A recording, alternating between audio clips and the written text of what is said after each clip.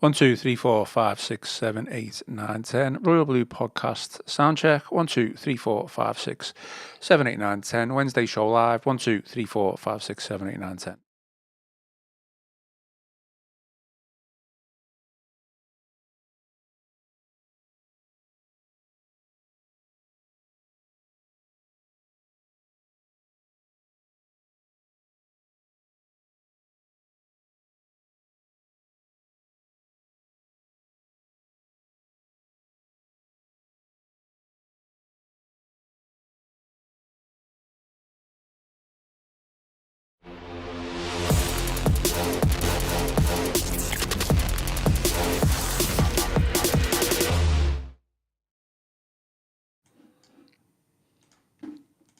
Hello and welcome to the Royal Blue Podcast. It's the Wednesday show.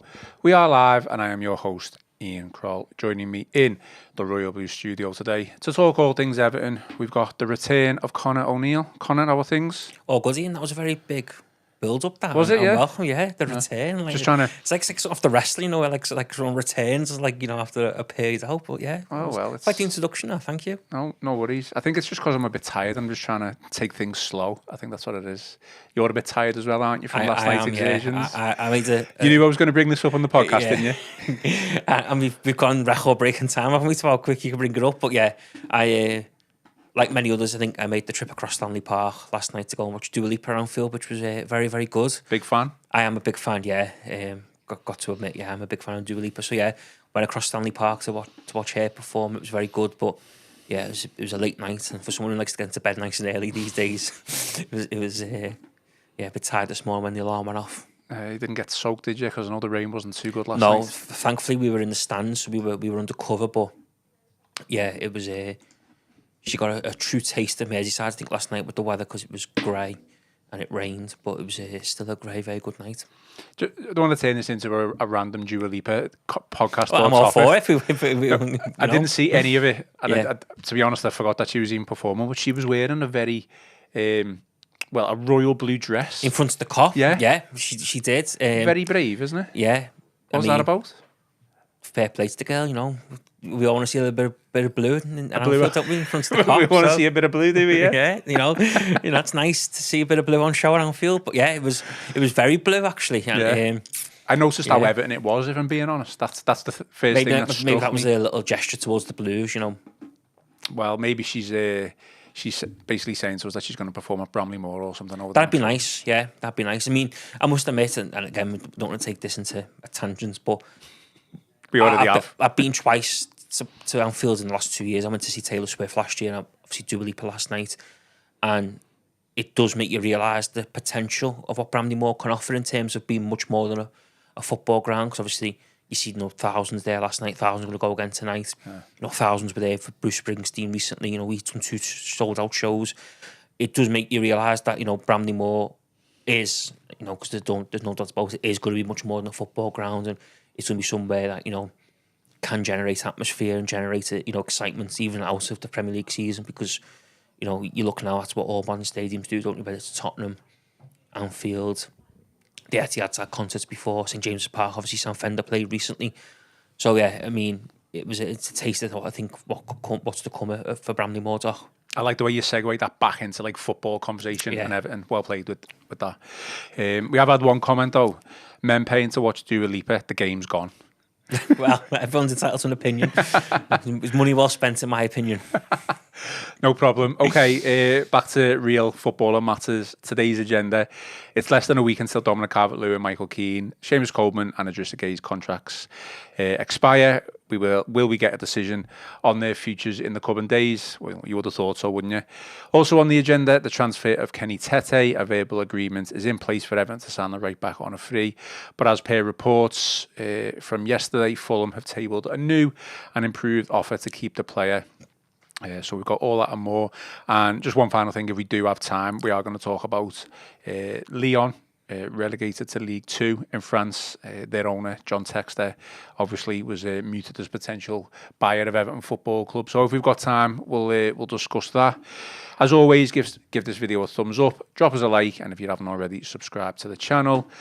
Support, as always, is greatly appreciated. Get your comments in as well. As mentioned, we are live, so it's important that you drop us some questions and get your opinions in. Connor, we might as well start with the Kenny Tete transfer, free signing, whatever way you want to call it. As reported on Sunday, Everton obviously won Kenny Tete and are trying to seal him on a free transfer. It was claimed by Fabrizio Romano that Everton had reached a verbal agreement for the 29-year-old. However, last night, Romano did give a bit of an update, and his tweet read, Fulham have sent today new and improved contract proposal to Kenny Tete after a verbal agreement to join Everton earlier this week. Both Fulham and Everton have a proposal on the table now for the right back, who is available as a free agent. A final decision soon. I guess first off, Connor, important lesson to be learned here: not to jump to conclusions when it comes to transfers. Yeah, I mean, they're only a player of X club when they sign on the dotted line, aren't they? And obviously Kenny Tete hadn't signed on the dotted line on Sunday, although it sounds very promising that Everton looked like they were set to strike a deal and make him an Everton player. Obviously, this is the transfer twist that no one wanted, no one, and certainly Everton supporters didn't need. But I think the alternative view is obviously it's a bit of a setback, because obviously you don't know what Fulham have tabled, but it's a good sign that Fulham clearly want to keep him. You know, Fulham clearly rate him highly and are doing all they can to keep him. So I think that is a positive from Everton, because it shows that they're signing a player who his, current club want to keep. So that's one positive. But yeah, the negative is this is the transfer twist that Everton didn't need and didn't want, because, understandably it's still early days, but we need some bodies in, don't we? We need some bodies in fast. And twists like this don't aid and don't aid them situations. Yeah, I think that was a point that I wanted to make as well, to be honest. Fulham fans quite desperate, really, for Tete to that stay. was the thing, wasn't it? With this, the reaction of Fulham fans spoke volumes, didn't it? Because they seemed a bit distraught that he was about prepared to leave, and it was during a Premier League rival, so that's always good to read, because you're always a bit more worried, aren't you, when a player's set to leave a club and his fans are not really that interested and are kind of glad to see the back of him. That's not been the case with Kenny Tete and Fulham fans. But yeah, this whole kind of saga that's now probably going to become is the last thing that Everton really needed.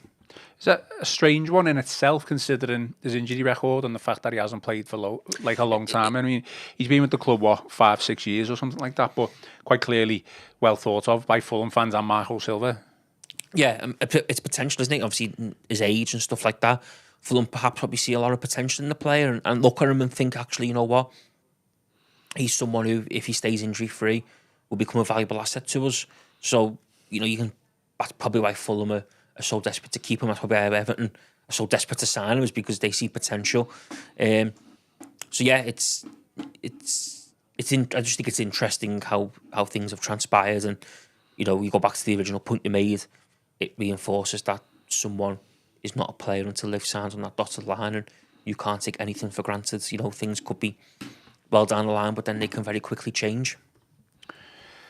I mean, if it's going to go the way, if he's going to go back to Fulham, as in he's going to sign back with Fulham, it looks as if maybe Everton have been used as a bit of a pawn, or maybe even Fulham have been played slightly by Tete's agents. Verbal agreement meant to be in place. Guess that means nothing these days, as you said, until a player signs on a dotted line. But it's just, if it is the case that Everton have been used as this pawn, it just feels like, it's going to be a bit... We were all optimistic on Monday about this new signing that kind of came out of nowhere. If he's going to go back and sign with Fulham, it just feels like it could be a bit That's of a football, long isn't it? It's modern day football. There happens, There could be players who Everton end up pipping someone to at the very last, Everton could do this to somewhere else. It's football, isn't it? That's what happens. I think it's just disappointing, isn't it? Because I think it looked a really positive sign, a really positive step that we were about to take. Getting, someone in a position where, I think we can all agree we do need strengthening, we do need additions.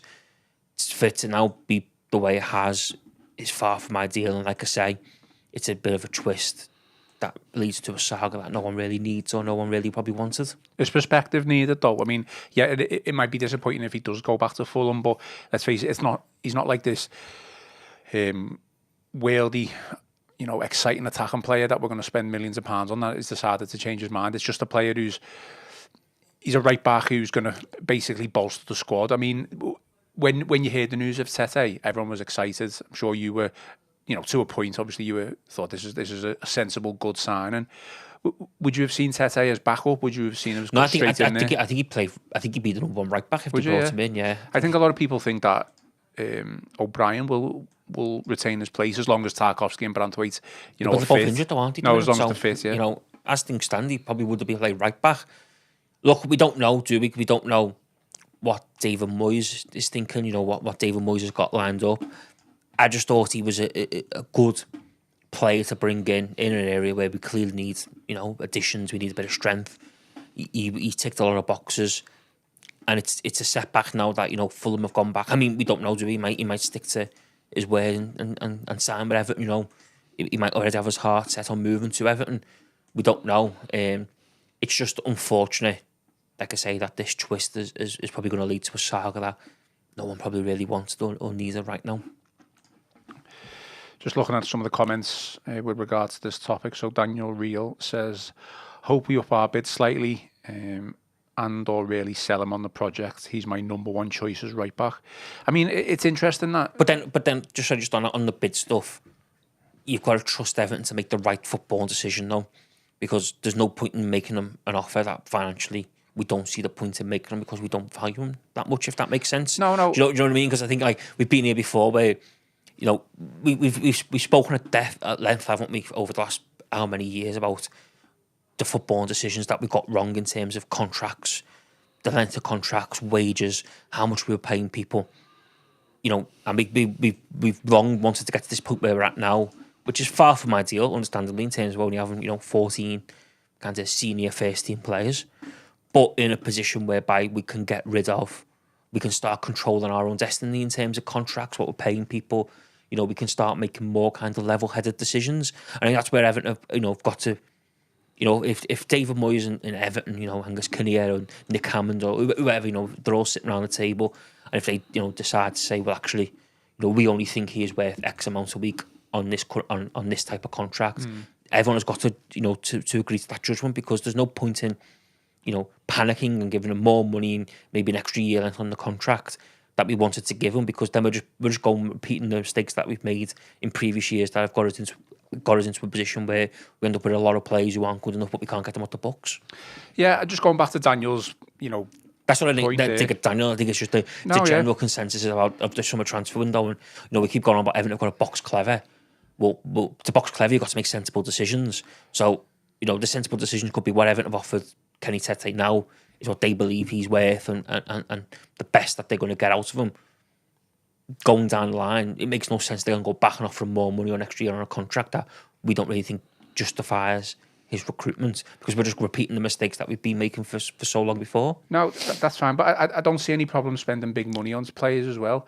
And I do find it interesting, Daniel's comments, he's my number one choice as right back, because for me, slightly disagree. He's probably not my number one choice as right back. If there's better right backs out there that you can spend money on, he's probably number one choice as right back from the free market. Yeah. To an extent, I don't know whether Daniel wants to clarify that within in the comments section, but the whole point of this transfer is to bring someone in who is going to be relatively consistent throughout the season. Again, there's question marks over his injury record, but he'll do a job when he's called upon and when fit. Whether he plays 30 plus games a season, he hasn't done that for a couple of seasons with Fulham, so there's question marks over that. He'll come in, he'll do a good job. You would have thought, well, if he does come in, I just think Everton are being sensible here, going after a player on a free who can do a job to allow them to spend money elsewhere. But again, there's question marks now over whether he's actually going to come.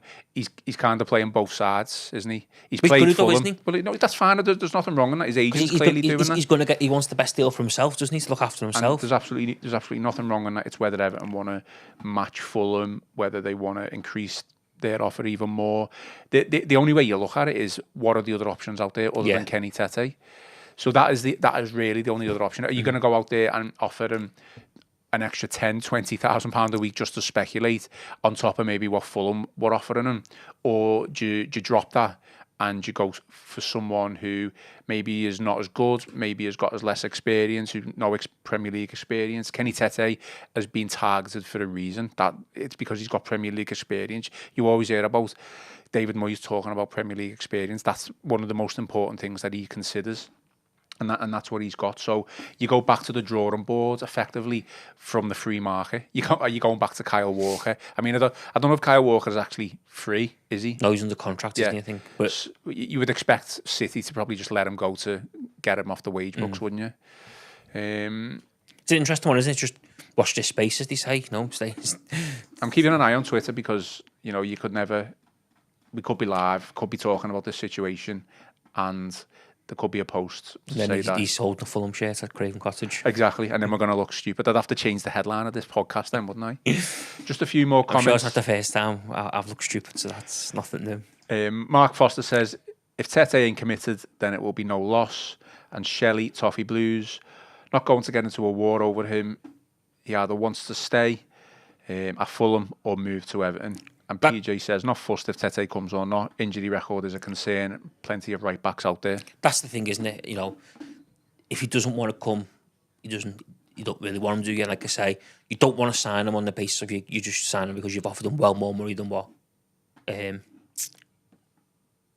Fulham have offered him. So, you know, you've got to take everything into consideration. And yeah, like I say, watch the space, time will tell, and I'm sure we'll find out more soon. Are you surprised? I mean, there's 3 cliches for you there in football world, but... You love a good cliche. Are you surprised at the length of contract that he's been offered by both clubs, considering his injury record? Yeah, no, because obviously injury record is obviously a big thing in football now, isn't it? A lot's made of it. But it's potential, isn't it? And people probably look at, you know, both clubs probably looking at his potential and thinking, you know, if he gets back fit and he has a couple, you know, a season or two where he's not injured, you know, he could easily do 35 plus games a season, and there's mass potential there. And you know, given for Everton, given he's on a free contract, you're saving. He's probably getting that little bit longer on the contract because they're not having to pay a transfer fee for him. So kind of kind of goes hand in hand a little bit. So yeah, I think that people will look at it as a surprise because of his injury record. But I think if we're being honest, it's the potential that people seeing it, and the fact that he's on a free transfer for Everton perspective probably explains why they've made him the offer that they have. Really good point here from Mike, who's not stated his surname in the YouTube comments, but it's kind of what we were kind of touching upon a couple of minutes ago.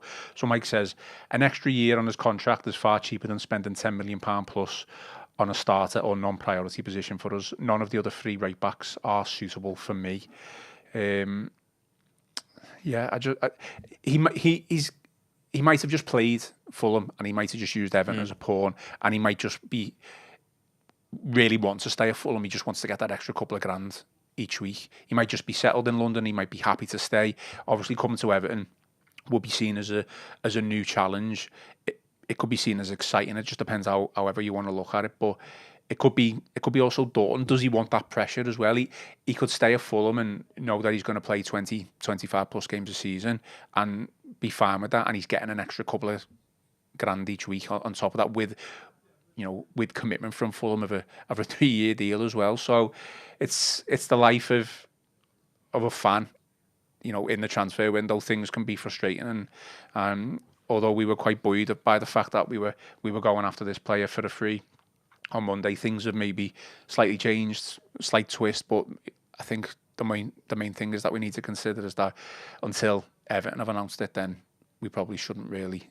We're going to speculate and we're going to talk about it, but we can't get too excited, I guess. Yeah, you only get excited when they sign the dotted line and they're officially an Everton player. Would be my advice. Life as an Evertonian, that's a YouTube channel, says it's a new challenge, big club, bigger stadium. But again, does he want that? He might just be happy to stay on. He might want to stay in London, mightn't he? We don't know. Like I say, time will tell. I think things will become a bit clearer sooner rather than later. Mark Foster, another one from Mark, says it's very early in the window. There are lots of players out there. Our recruitment team should see this as a window of an opportunity to show their worth to the Freaking group. Any comments on that? Don't disagree with that. Yeah, I guess Tete wise, we'll we'll just watch this space and just see where we go from it. Sky, by the way, I've just tweeted. Let me find it. Talking about, what's the Southampton right back's name? Kyle Walker-Peters is leaving, isn't he? Confirmed he's leaving. Yeah, so they tweeted an hour ago, Kyle Walker-Peters is set to depart Southampton with a number of clubs interested in the fullback. So there's another potential prospect. Name who Evan could be looking at, yeah. But again, he's probably more highly sought after than what Tete is, isn't he? So it could be difficult to get over the line. Is he a player that you would... over Tete anyway, you'd probably say wouldn't you? Kyle Walker, he's someone who haven't been linked to for a while, hasn't he? It was a couple of years ago. I think it was Kevin Felbow's first summer window he was linked, and he's a name that's kind of never gone away from Everton. He's someone who you could imagine that the club will probably look at, but like you say, he's probably going to be another one who's in demand because of his situation of being a free agent, and I'm sure he'll have lots of offers on the table. I mean, just going through his stats, 33 games for Southampton, 33 starts, decent appearance record compared to what Tete would bring, and he is on a free. And can he play on preferred foot? Is obviously right hand side, but I guess he would be able to play on the left if needed. David Moyes likes to mix it up a little bit when called upon. Yeah. Well, his heat map here shows that he's played on the right and the left. So, well, when you say he likes to mix it up, David Moyes, for a large part of the second half of last season, played a centre back at right back to D, so it doesn't get much more mixing it up than that. But it worked. He did work, yeah. It worked. I mean, Mark, again, just let's be honest, we've been gazumped by Ipswich recently. I think that's in relation to what's the midfielder's name? They were playing for City. It was a loan, wasn't it? Phillips. Oh, Calvin Phillips. Yeah, I think I don't know whether that's in reference to that one, but because he was talked about coming here, but then he ended up going to Ipswich, didn't he? See what happens with Tete. Hopefully, there's a resolution in our favour. I think things become clearer sooner rather than later, and if not, watch this space. We move on. We'll move on now. Then we'll talk about the out of contract players. Everton enter the final week of June and trying to work on some existing players' contracts. Clarity is still needed over unresolved contract situations with Seamus Coleman, Idrissa Gueye, Michael Keane and Dominic Calvert-Lewin. Obviously, we understand Coleman and Gueye have been offered fresh terms, while the club has remained in talks with Keane and Calvert-Lewin over the course of the past couple of weeks and said to be liaising with their representatives. Let's start with Idrissa Gueye. Connor, slightly worried by this lack of activity or announcements, I guess. I think we all thought this one would probably be one of the easiest to get over the line. Yeah, and it looked that way, didn't it, when news come out that they kind of agreed a deal, and he was quite active on social media, wasn't he, with Evertonians, and, kind of teasing that an announcement was almost imminent. Obviously, that's not been forthcoming. We don't really know, where things stand at the moment, apart from, like I say, fresh deals have been offered and fresh terms have been offered, etc. This is one I think Everton probably will get over the line. I think Idrissa Gueye will be an Everton player next season. It's obviously just taking its time. Same likewise, Seamus Coleman. I think if he wants to remain at Everton Football Club, he will remain at Everton Football Club. I think it's clearly down to him, what he wants to do. But again, I still, a part of me thinks that Seamus Coleman will be, involved in Everton next season. The big question is what, the other two, isn't it? Dominic Calvert-Lewin and Michael Keane. The way it's going, you would suggest that both will probably leave the football club in July and head to pastures new. We don't know that for certain, but there's seen very little in terms of coming out in terms of a breakthrough and perhaps negotiations over extending deals, etc. I mean, the Coleman one's different, isn't it, to the Gueye one because of how many appearances and starts Gueye had for Everton, whereas Coleman, has played 5 games, 5 appearances, and he only started 3, whereas Gueye has had 37 appearances, started. And when you think one of them 35 starts, it was the final Goodison game, wasn't it, in Southampton? He lasted, 18 minutes? Exactly. 19 minutes. I mean, Coleman's there effectively from a leadership coaching, stance from Moyes' point of view, that, reading between the lines, that's what you would have thought. I'd be very surprised if Seamus plays any more than 5 games again next season. Are you really going to want to put him in the starting line up against a a Liverpool, a Manchester City, Arsenal. I just don't think you are. Whereas Gueye is like an integral part of the Player of the team. season for me last season. So yeah, obviously they're both important, aren't they, in their own right? Yeah, that's what you know, like you know, from a leadership kind of experience, someone who knows and gets the club, and you know, you speak to people, and he's clearly been instrumental in you know, recent years in terms of, you know, being that driving force behind the scenes whenever we're fighting relegation and we're battles to avoid the drop, and you know, he'd be the leader and he'd be the figurehead who'd step up, and you know, probably wasn't afraid to tell people and where they were going wrong and what they were doing and stuff like that. And like I say, you know, the other end of that, you've got Idrissa Gueye, who was Everton's player of the season last year. You know, superb. Seems to be getting better with age, and you know, like you say, will probably be one of the first names on the team sheet next season if he stays at the football club. It goes back to the point of, well, first off, I mean, from what we understand, the reason there's maybe a delay, whether that's a real thing, a delay or not. The fact that it hasn't been signed, you would expect there's got to be a reason within the contract why it hasn't been signed, but it's got to be length of the contract. Our understanding, and certainly from what Joe Thomas has said, is that maybe Everton are looking for 1 year, whereas Gueye's looking for 2. So there's got to be a compromise. Yeah. And when you compromise that situation, it's not like you go, well, we'll give you 18 months, because it just doesn't work like that. Yeah, you can't give me 18 months, can you? Because exactly. What you do, risk them. So effectively, the club will have to bite the bullet. I would give him 2 personally. I would give him 2. I think he's shown enough in the last couple of years of how important he is, and how, you know, of a big cog he is in the wheel, that I think he does warrant a 2-year extension. So yeah, I would give him 2. Is there too much of an over reliance on Gueye, or has there been? Well, there has been, hasn't there? Yeah, there has been, because you know, injuries and whatnot, you know, have prevented. You know, Tirabuma was obviously out for a long time, wasn't he? Well, for long spells of last season. Garner's had spells on the sidelines in recent years. So things, you know, have kind of fell on Idrissa Gueye's shoulders, and he stepped up to the plate and been superb. So yeah, there probably has been an over reliance, and that's something that needs to change. But I just think Everton have enough headaches and enough situations to deal with without giving themselves one more in losing Idrissa Gueye. And I think for the sake of an extra year, if that meant keeping him, then it's a deal that they should be doing, just to, you know, to know that he's going to be there for next season and the season after, and take things from there, if that makes sense. And the thing is as well, you know, we already need a midfielder on top of Gueye anyway. That's what I'm saying. You know, why give yourself more headaches when you can just, you know, tie someone down who's been a key player and instrumental in your success. Do you think the African Cup of Nations has got any bearing on this contract, in terms of he's going to be missing for potentially 6 to 7 games? You know, December, January. But the thing is, though, every team is losing players, aren't they? You know, Liverpool are going to probably lose Mohamed Salah. You know, every team is going to lose players. So, you know, it's not just an Everton thing. Maybe that does come into consideration, but like I say, you know, that's something that every club in the Premier League is going to have to contend with, isn't it? Not just Everton. So I just think, why give yourself more unnecessary headaches? You don't need to. You shouldn't want to. And I just think it will make more sense if Everton give Idrissa Gueye 2 years, knowing that he's going to be at the football club for the next 2 years.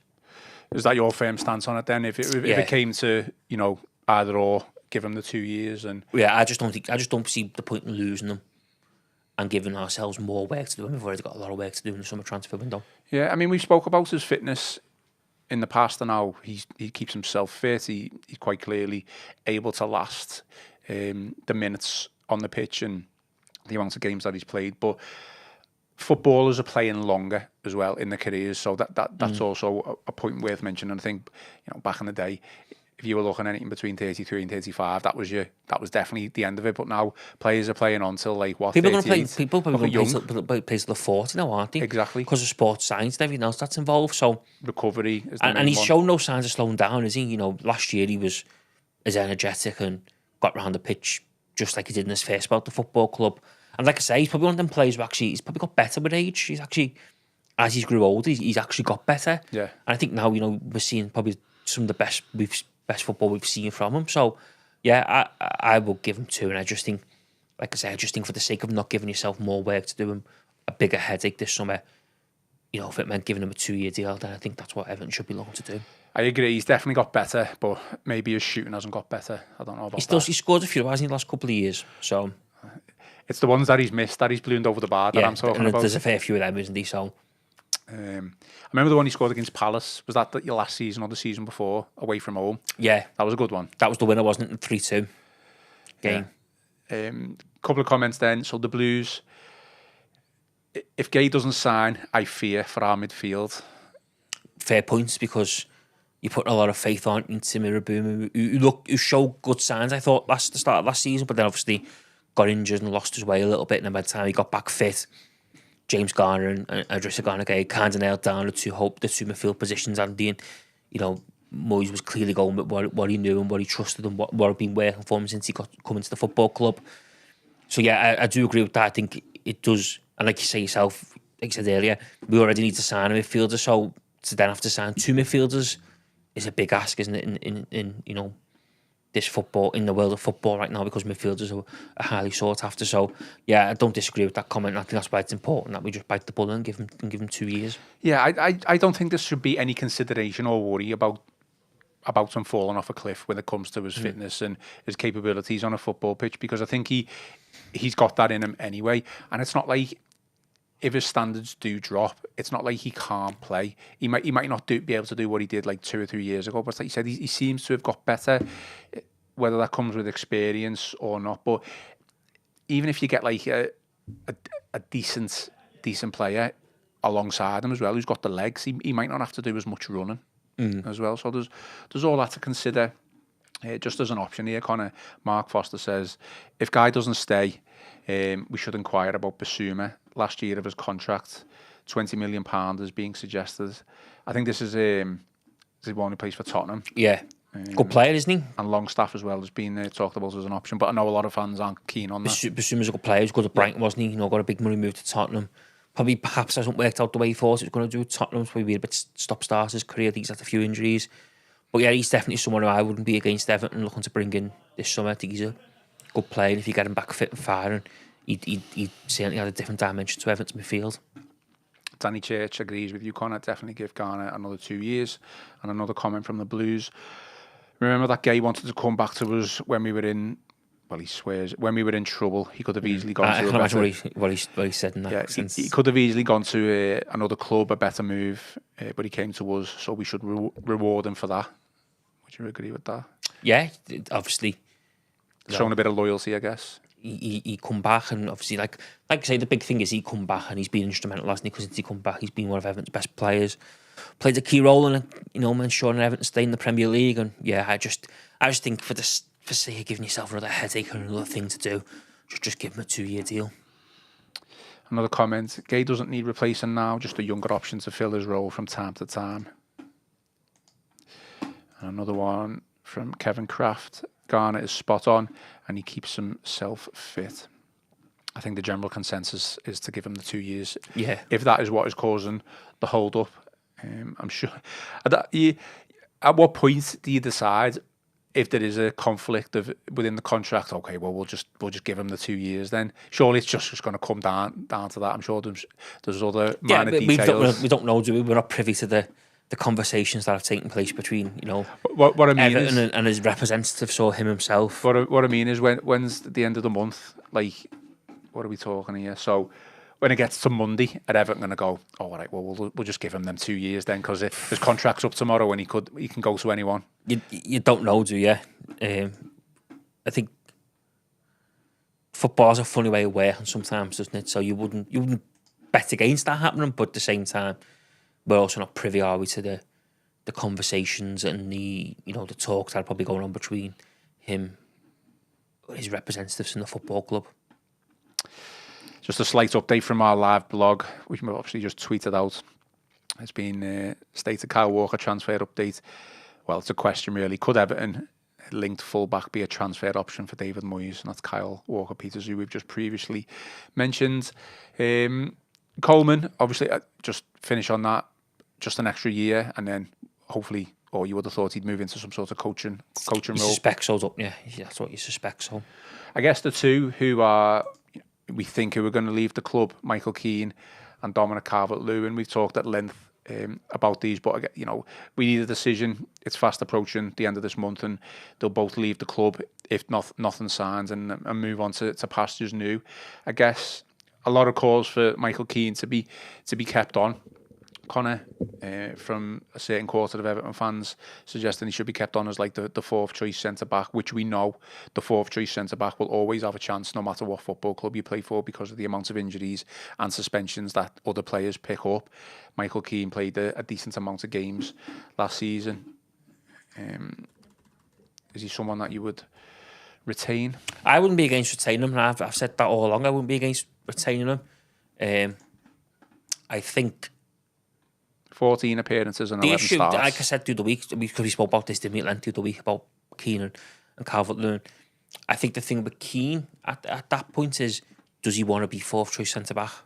He could look at it and be like, actually, I think I can go somewhere else and play every week, and that's what I want to do at my age. Yeah. I don't really want to be the fourth choice centre back. So, I think as much of some of this comes down to the fact that,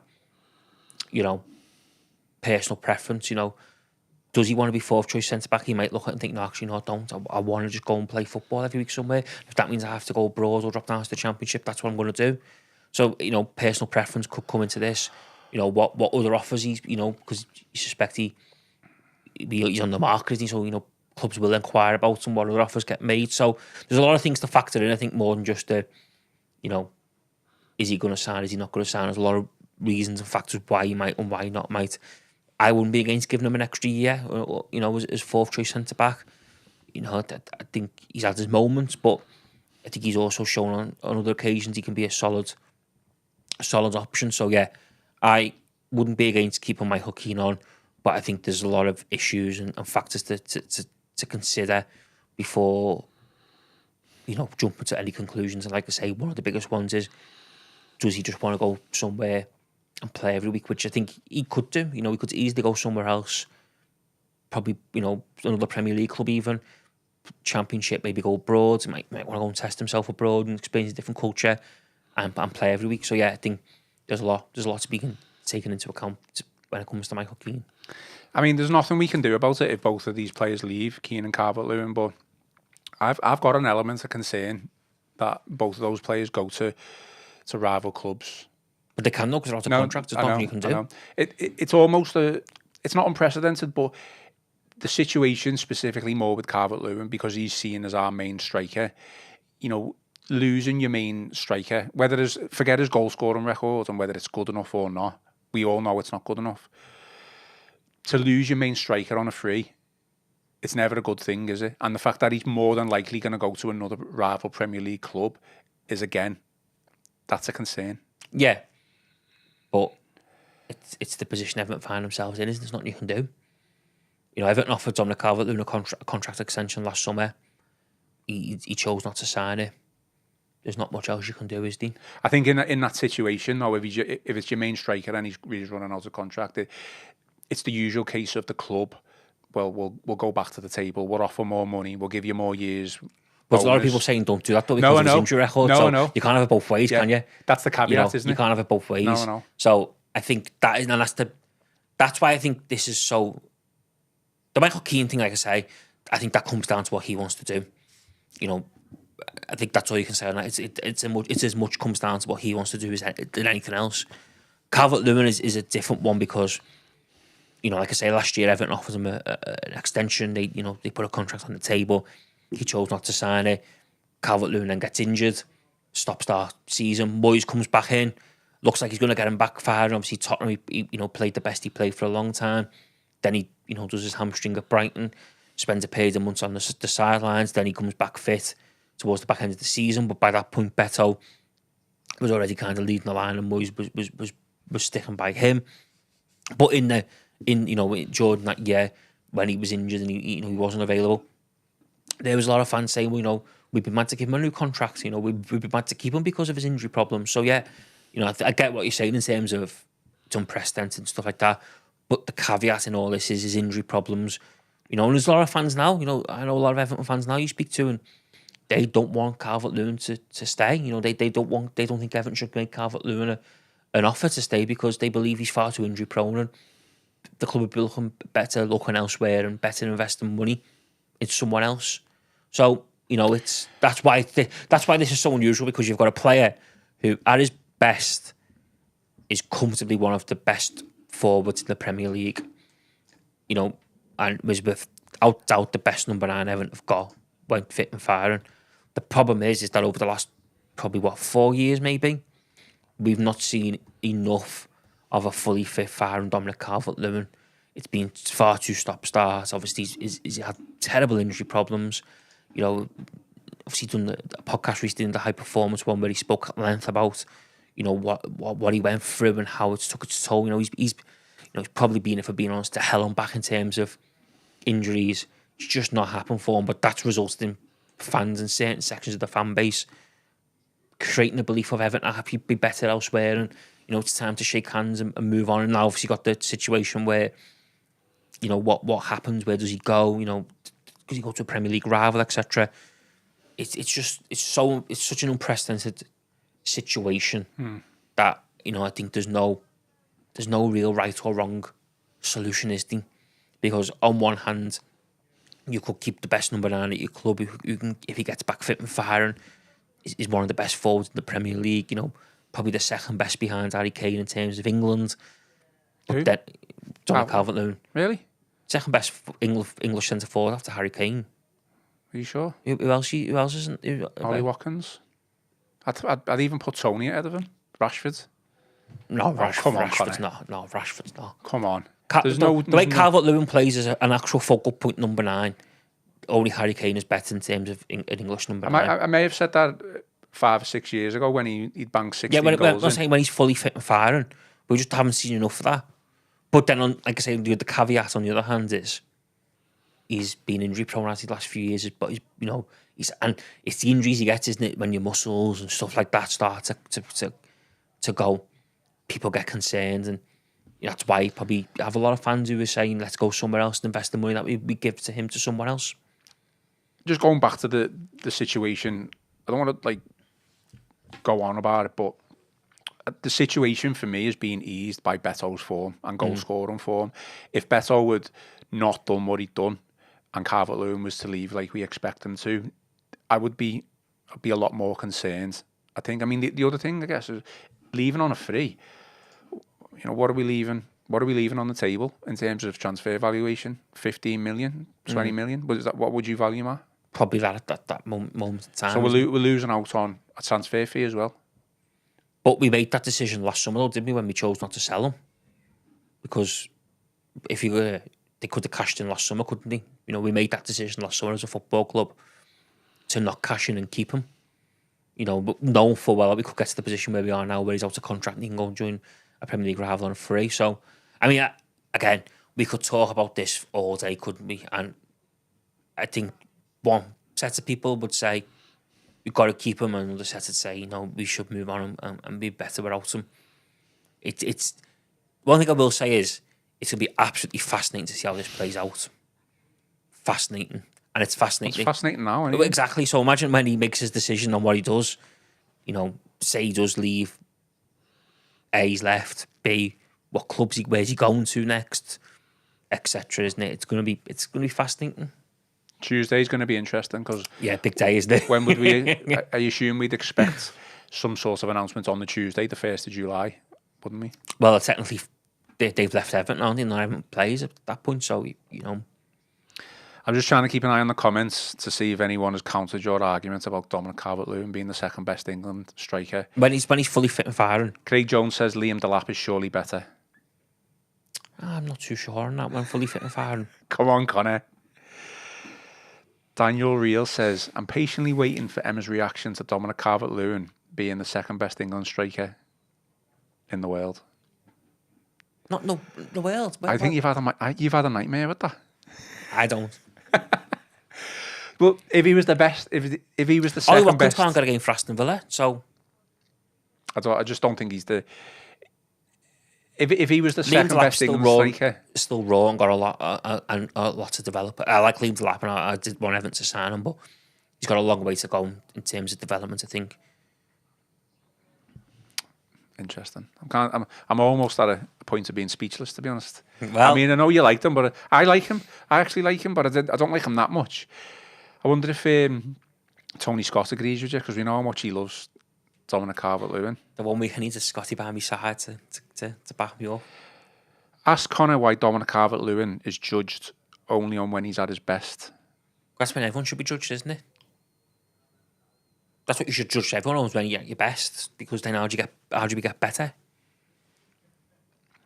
I think there's an argument to be made that obviously injuries have played a part in his career, a huge part in his career. And under Ancelotti, that's obviously when the best we've seen of him. Probably seen maybe the worst of him under Sean Dyche, but that's probably because of the way the team was set up and the team that's played. the caveat, isn't it? You know, I think he's got very unlucky again, to the point of when Moyes came in. I mean, he starts being a little bit more expansive. So that's fair enough. I think that's my point. He played the Villa game, but he did miss in Moyes' first game. He missed a big chance in that. There's no, you can't. I wouldn't defend him. I can't defend him for that. And then he played the Tottenham game, which we won 3-2. Scored. Should have scored more as well. Yeah, and then was it the Brighton game that he got injured? He went off the first half, didn't he? So effectively 3 or 4 games that he played under Moyes, something like that. But it was from Tottenham onwards, though, wasn't it? Where you could see Moyes had kind of let the shackles off a little bit. Oh, completely different. Because you could see, like, for instance, the Villa game felt very much like Moyes just inherited Dyche's team, didn't he? And he went out and, you know, I think Moyes had only met the players on the Monday, hadn't he, in the games on the Wednesday night and stuff like that. From Tottenham onwards was where, and obviously, you think after the Brighton, there's a few more games, wasn't it, where Everton were a bit more expansive and creating chances. And, that was the point, though, wasn't it? But Calvert-Lewin didn't get the chance to blossom, did he? In a way, Beto got a little bit lucky because he got his chance at a time when a manager came in who was, okay, we might concede 1 or 2 more goals, but we'd certainly create a lot more chances. And by that point, Beto was going to play because Brozier was also injured. Calvert-Lewin was injured. Yeah. So I'd just be interested. You're never going to know this answer, but the goals that Beto scored, the Leicester one, the Palace one, through ball, 1-on-1 with the keeper. It'd be interesting to see if Calvert-Lewin would have scored those goals. You're never going to know, but they're the chances that he misses, though. Yeah, but Beto was also missing them, wasn't he? He scored more than he missed. So that's the main thing. Don't have a go, Beto, Connor. Right, I'm lost where we're up to now. So, Keane, you would offer him a new deal? Yeah, but like I say, I think personal preference comes into what does he want to do. I'd be devastated if Keane was to go to like a Leeds and just bang a worldie in against us. It'd just be devastating. Opening night of the season at Ellen Road on that Monday night. Yeah, there you go. Should we move on then? We have got a little bit of time. We'll talk about John Textor and Lyon. We'll spend a couple of minutes on this before we finish off. So 7-time French champions. I was going to say, let's not go too much into this because I'm a bit confused by. Well, no, so. I'm not knowledgeable on it myself. We'll just give our opinion and react to it. And really, it's mainly just giving our opinion on the fact that Textor was one of the prospective buyers. I think what we could just give our opinion on is we dodged a massive bullet. Yeah, that's all we need to say. I think Crystal Palace are made up, though, aren't they? Well, yeah. Like he's selling this. He sold it, hasn't he? He sold it because obviously they think they're going to be able to play in Europe now. I mean, at the time, he seemed to be, when he was interested in Everton, he seemed to be the best of a bad bunch, didn't he? You just summed it up there, though, haven't you? No, but then he proceeded to be part of the bad bunch with some of the stuff that he was doing. I think the thing with Textor was when he first come into the equation as someone who wants to buy Everton and clearly had an interest. He starts out by saying a lot of the right things, about how big a football club Everton is, this institution, so much around the history and stuff. And then over time, the more he kind of got a bit more media spotlight on him and the more interviews that he kind of give, the more he started to go a little bit off tangent. And it went a little bit like, he was talking about maybe sacking Sean Dyche, wasn't he, and stuff, The club had to put out an official statement to say he's not under consideration to be sacked. Yeah. I think that was the case, wasn't it? It got all a little bit messy, didn't it? And, he kind of, if we're being honest, he kind of couldn't shut up. But he was just saying outlandish, crazy stuff when he was talking. He has had success, though, with some of his clubs, certainly in Brazil. Yeah, well, you look at Botafogo, had a great win tonight, didn't he, in the Club World Cup, and they won the equivalent of the South American Champions League, haven't they? And, Palace obviously winning the FA Cup last season was a big achievement. So yeah, I think he very quickly realised that he was a bit of not the most sane person, I think, to safest person to get with. But yeah, it just looks like another massive bullet dodge, doesn't it? After the 7-7, the bar of what we've seen in recent months, and now this week, the Fredkins clearly were the best people the safest pair of hands for Everton to buy Everton Football Club, and thank God they did. Decent question here, actually. Obviously, the Lyon situation, all we know is that they have been relegated officially. However, they are expected to appeal. Bearing in mind, then, without putting you on the spot, because I don't know what your knowledge is of Lyon players, we know one of them. Which Lyon players are any good? It's time to pounce. Well, the best one has just gone to Manchester City, hasn't he, already? Shaky, is that how I pronounce it? Shaky. I'll take your word for it. He's obviously already gone to Man City. I mean, you would probably go for Mangala if it wasn't for the injury situation. Yeah, you don't know how he's going to come 100%, back. yeah. And it's such a bad injury, that isn't it? That you probably for the midfielder. You as have well. concerns, don't you? And he's young enough though to come back and recover. If he could prove that his fitness is up there and there's no issues with regards to that, you would definitely maybe look to get him back on loan at the very least. Yeah, I don't disagree with that. I honestly don't know in terms of other players who Everton could go for and might go for. So obviously, they'll have Fofana up front. Yeah, someone just said that. He's obviously been attracting interest from, or the subject of reported interest from a lot of the bigger clubs across Europe. So you suspect he'll be a man in demand now because it'll be a bit of a, if they do get relegated, it'll probably be a bit of a fire sale because a lot of the players will be one out. Look, I don't know in terms of who Everton might go for and who they might not go for. Yeah, Mangala's the one that makes sense, doesn't it, from what we already know and what we've seen, but the injury is a worry because it was such a bad one. Daniel Reel says Mangala's posted videos on running on the grass doing drills. He can't be more than 3 or 4 months away. But in all honesty, though, you don't want to be signing a player who's injured and then having to go through that recovery. You would almost likely, if you're going to bring Mangala in, let him stay with Lyon for this season, recover, see how he comes back, and then maybe go back in for him. But Lyon might be back in the League One, the French League One by that point, and he might want to stay. All speculation, I guess. I mean, as expected, Connor, plenty of comments on your opinion with regards to Dominic Calvert-Lewin. So I can only apologise for Connor with regards to his opinion on that. It's all about opinions, though, Connor, isn't it? Let's face it. You're entitled to your opinion. Before this pod, we were off there, we were chatting. Don't say any crazy stuff. I think. No, and you said express your opinions. So that's exactly what I've done. It's funny. I'll give it a little. So, but before we came on, you're going to absolutely do me up as well. No, I'm not. You're going to clip it and put it on social media, aren't you? No, I'm not. What I want to say is we because we're quite busy today and tired. We said that we try and keep this podcast to like 30 to 40 minutes. And Connor says that to me every single week. But then it's because he just gets so excited and he can't help but express his opinion. So I say, you always go off on a bit of a tangent. But in all honesty, I like it. I'm not saying don't. It's just that you're the one who wants to keep the podcast to like 30, 40 minutes. We're currently on 53 minutes, so it's probably a good time. Yeah. I've left you speechless enough, so... You have. Time to call it a day. Left many of the audience speechless as well, to be honest, I think. Well...